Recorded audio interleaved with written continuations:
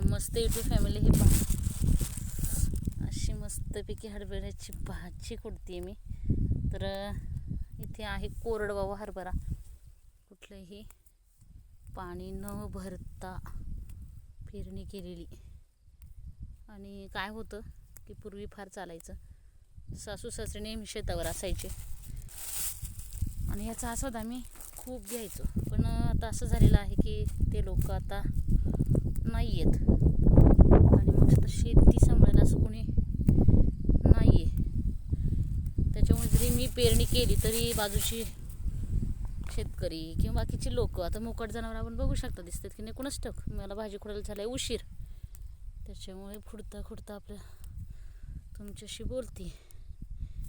तर कोरडवाहू इथे आता वाटाणा आहे, मसूर आहे, हरभरा आहे, असं सगळं आहे.